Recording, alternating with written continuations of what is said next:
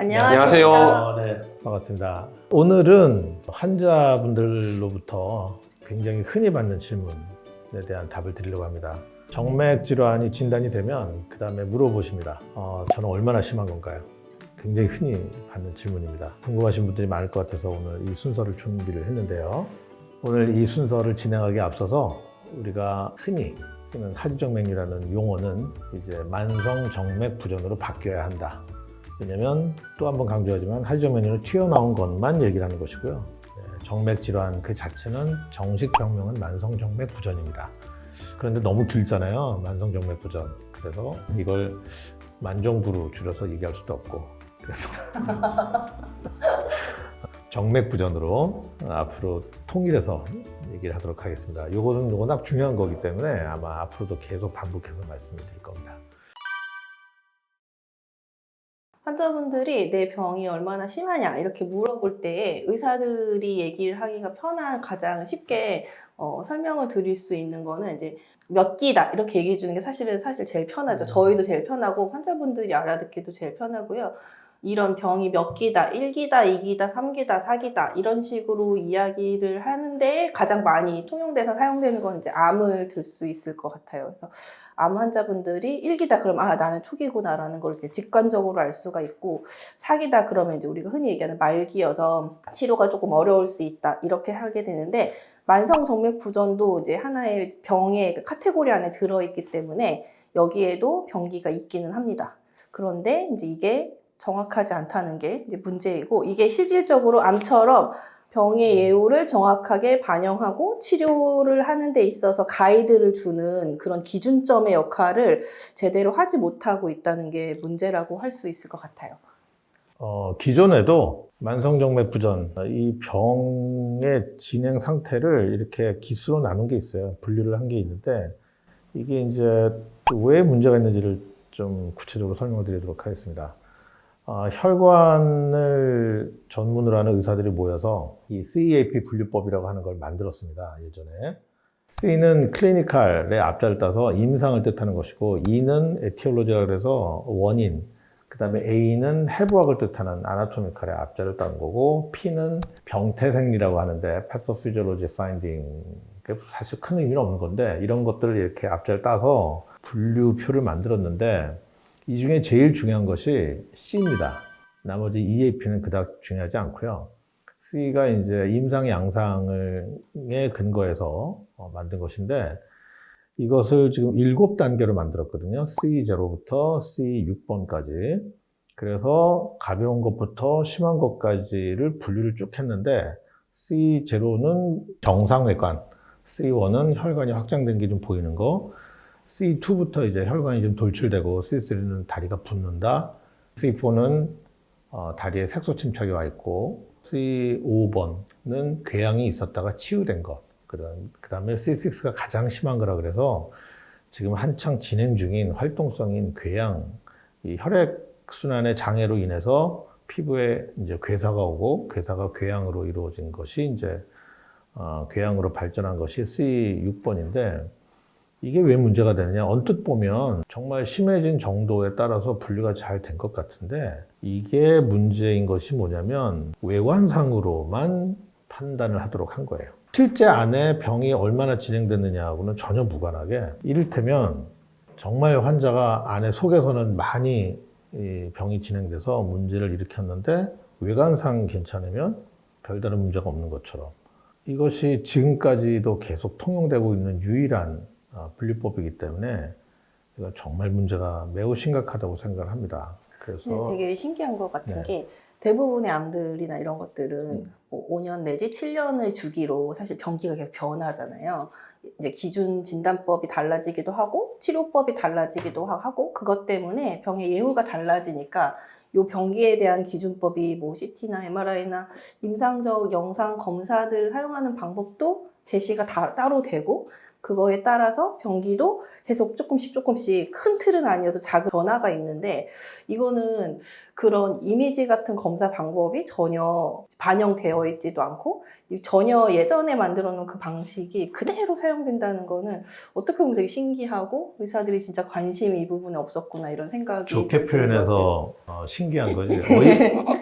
어이가 없는 방관. 일입니다. 네, 어이가 없는 일입니다. 근데 이제 이게 또 정량화하기가 어렵잖아요. 통증이라는 게 뭐 나는 정말 이만큼 죽을 만큼 아픈데 다른 사람이 보기에는 엄살이다라고 맞아요. 할 수도 네. 있는 거고, 그리고 이제 이게 하지정맥 부전으로 인한 증상은 통증만 있는 게 아니고 이게 뭐 시림, 저림, 맞아요. 열감 이런 것들을 다 뭔가 수치화할 수도 없을 뿐더러 어떤 분들은 뭐 시림이랑 열감이 왔다 갔다 한다. 그럼 그런 경우는 뭐 플러스 마이너스 제로가 되느냐 이런 문제도 있기 때문에, 그래서 지금까지 이런 것들이 딱 수치화되지 못하고 이런 더 체계적인 그런 병기화가 되지 못한 이유도 또 있을 것 같습니다. 지금까지 얘기 나온 이런 이유들로 인해서 이 CAP 분류가, 즉 만성정맥부전의 분류가 변하지 않았는데, 그럼에도 불구하고 이것이 바뀌지 않음으로 인해서 이런 외관상 변화가 심하지 않으면 병은 심하지 않은 거다라고 하는 인식이 계속 자리 잡고 있는 것이 사실은 큰 문제인 거죠. 그래서 기존 분류법의 문제, 죽을 만큼 아파도 외관상 멀쩡하면 그냥 병이 심하지 않은 거예요. 그래서 나는 진짜 아픈데, 또는 속으로 병이 정말 많이 진행됐는데 병원에 갔는데 지금도 많은 의사 선생님들이 이 외관상에 의한 이 CAP 분류법이 머릿속에 박혀 있는 분들이 계시기 때문에 육안으로 보고 초음파 검사 안 하고 당신은 하지정맥이 아니에요, 또는 심하지 않아요, 이렇게 해서 환자분들 돌려보내는 그런 참 안타까운 일들이 지금도 계속 반복되고 있는 거죠. 그래서 이제 정맥 부전으로 힘들고 고통받는 환자분들은 많은 수가 매끈한 다리를 가지고 있습니다. 뭐 저희 병원 통계에 의하면 거의 70%, 꼭 저희 병원 그 이상이죠. 네, 저희 병원 통계가 아니더라도 이제 전 세계적인 그런 논문들, 그런 데이터를 봐도 적게는 40%에서 많게는 70% 정도까지 그런 C0와 C1, 그러니까 외관상으로 별 모양의 이상이 없어 보이는 그런 환자들이 이제 정맥 부전으로 인한 증상을 호소하고 있다고 합니다. 근데 저 여기서 약간 다른 병이랑 연관해서 그냥 설명을 드리면 제가 예전에 봤던 환자분들이 주로 폐암 환자분들이셨으니까 환자분들이 오셔서 사실 적극적으로 수술이 필요한 환자분들은 1기 이런 환자분들이잖아요. 근데 환자분들이 오셔서 가장 많이 하시는 말씀이 선생님 저는 아무 증상이 없어요거든요. 근데 그럼에도 불구하고 1기 환자들이 폐암이 진단됐을 때에는 적극적으로 치료가 필요하다라는 거를 사실 모두가 다 알고 있고 환자분들이 다 납득하거든요. 근데 이 정맥 부전은 혈관이 깨끗하면 병이 아니다. 이거에 대한 그 개념이 진짜 더 많은 것 같고, 그래서 이미지로 우리가 증상이 없어도 뭐 조직 검사를 하거나 영상 검사를 통해서 암이 의심되면 치료를 하듯이 이제 초음파 소견을 기반으로 해서 병이 진단이 되면 바깥쪽으로 혈관이 튀어나오지 않아도 이제 치료가 적극적으로 이루어져야 된다는 개념을 이제 특히나 생각해요. 그 갖고 있는 증상의 원인이 된다면. 그렇죠. 네. 예, 거기에 또 증상까지 있으면 혈관이 튀어나온 것도 증상이지만 이제 그거는 진짜 단지 증상의 하나다, 이렇게 좀 인식의 변화가 반드시 필요한 질환군에 해당하는 것 같아요. 하지정맥 부전에 대한 이제 팩트를 말씀드리면 이제 혈관이 튀어나온 정도와 증상의 정도는 비례하지 않습니다. 혈관이 튀어나온 정도랑 증상이 비례하지 않는다는 거는 주변에서 보실 수 있을 겁니다. 주변 분들 중에 분명히 혈관이 아주 울퉁불퉁 많이 튀어나왔는데 아무 증상, 나 아무렇지도 않아 뭐 네. 그러면서 10년, 20년 사시는 특히 맞아요. 남자분들 많이 계십니다. 근데 이제 그렇게 지내시던 분들이 언젠가 이제 나중에 증상이 생겨서 오시면, 나중에 말씀드리겠지만 이제 병이 많이 더 진행이 돼서 오시는 경우들이 많이 있고요. 그리고 이제 C0, 매끈한 다리 환자가 C6번, C6는 이제 궤양까지 진행이 됐던 환자들인데요. 그런 분들보다 더 증상이 심하실 수도 있습니다. 그리고 이제 외관상의 모습으로는 절대로 정맥 부전의 경중을 판단할 수가 없다고 분명히 말씀드릴 수 있습니다. 이 부분은 의사 선생님들께서 특히 좀 많이 알아주셨으면 좋겠어요. 그러면 이제 좀 이제 환자분들이 제일 궁금해하셨던, 그래서 어떤 게 심한, 그러니까 우리 흔히 얘기하는 뭐 3기, 4기 이렇게 얘기하는 어떤 게 심한 정맥 부전 상태인가를 좀 생각을 해보면 이제 한 5가지 정도를 생각을 할 수가 있는데요. 일단 환자분들이 대부분 증상이 심해서 오시기 때문에 증상이 환자가 그것들로 인해서 갖고 있는 증상이 아주 심하다라고 하면은 그거는 이제 병 자체의 진행이 많이 진행됐다라고 볼 수가 있을 것 같고요. 주로 보는 진단을 했을 때 나오는 혈관들의 정맥의 개수가 고장난 개수가 많을 때에도 역시 이거는 이제 병이 진행이 어느 정도 진행된 거다라고 볼 수가 있을 것 같습니다.